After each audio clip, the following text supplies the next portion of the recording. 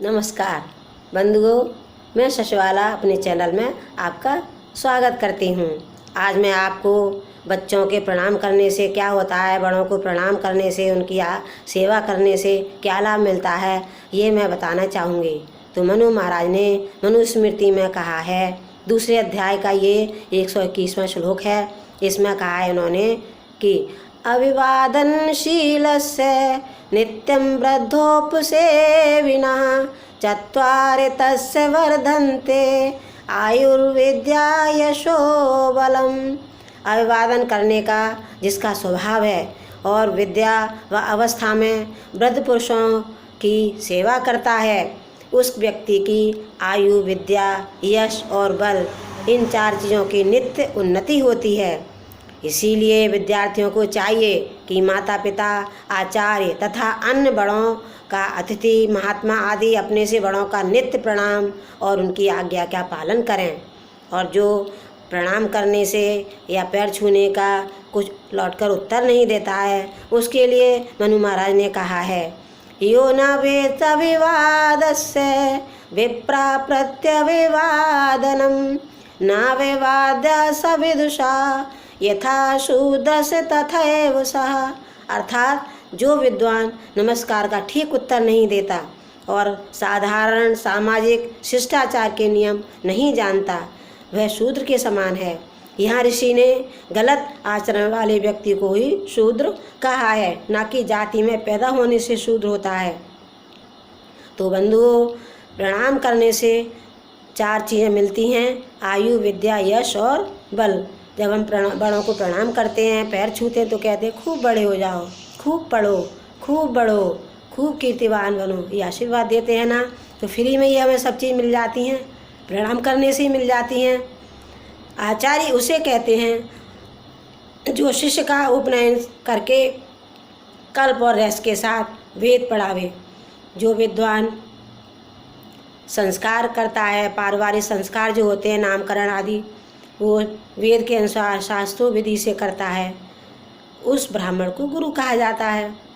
और अज्ञो भवति वही वाला, अज्ञो भवति वही वाला, अज्ञानी को बालक कहा जाता है और मंत्र देने वाले को पिता कहा जाता है।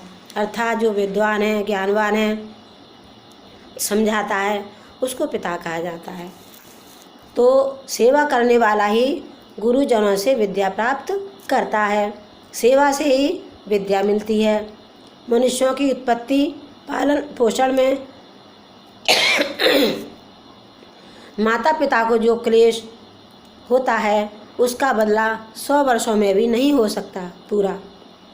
अतः माता पिता, गुरु तीनों को ही प्रसन्नता होने पर संपूर्ण तप पूरा होता है।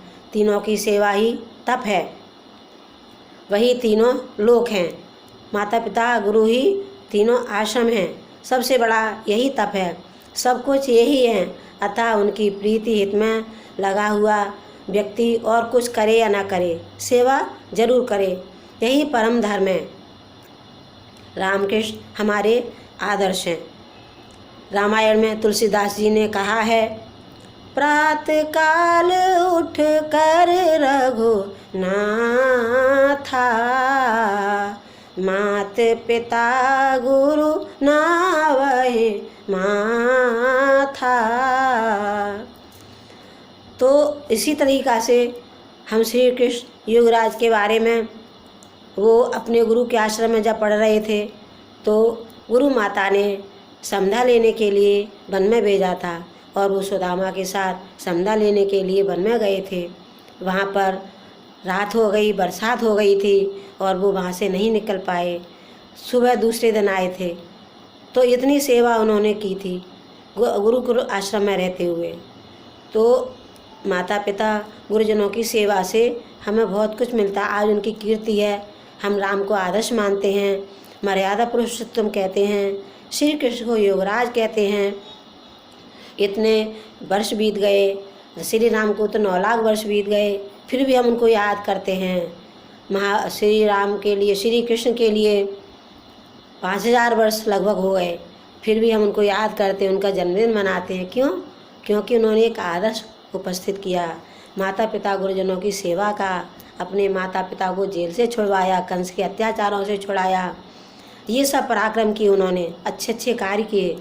तो इसी से तो जो है संसार में नाम होता है, आज हम उनको याद करते हैं। तो बंधुओं, हमारे शास्त्र रामायण, उपनिषद, महाभारत आदि अनेक धर्म ग्रंथ हैं, ऋषि ग्रंथ हैं, जिन्होंने अपने चरित्र के बारे में, बच्चों की शिक्षा के बारे में, बच्चों की कीर्ति के बारे में, बच्चों को क्या करना चाहिए, ये सब उन्होंने ये इसमें अपने ग्रंथों में बताया है। ये हमारी भारतीय संस्कृति है, ये हमारे संस्कार वाला देश है। भारत देश संस्कार वाला देश है। बंधुओं, हमें अपने संस्कार को नहीं भूलना चाहिए, चाहे हम कितनी पाश्चात्य संस्कृति में रहें, विदेशों में रहें, लेकिन अपने संस्कार, अपनी पहचान नहीं खोनी चाहिए, अपना अस्तित्व रहना चाहिए। अगर हम अपना अस्तित्व खो देंगे, संस्कार खो देंगे, तो हमारे क्या पहचान रहेगी। तो बंधुओं, मनु महाराज ने कहा है, एता देश प्रसूतस्य सखा सादग्र जन्मना स्वम सम चरित्रम शिक्षेरन पृथिव्याम सर्वमानवा। आशा है स्वतंत्र भारत के युवा पीढ़ी अपनी महान संस्कृति के प्रति गौरवपूर्ण दृष्टिकोण अपनाएगी, आत्मीयता को दूर करेगी और आत्मविश्वास से भरकर फिर एक बार महर्षि मनु की इस उक्ति को चरितार्थ करने के लिए हमेशा कटिबद्ध रहेगी। ऐसी मेरी कामना है, ऐसी मेरी प्रभु से प्रार्थना है। धन्यवाद। वैदिक धर्म की जय, मनु महाराज की जय। चैनल को सब्सक्राइब जरूर कीजिए। ओम शांति।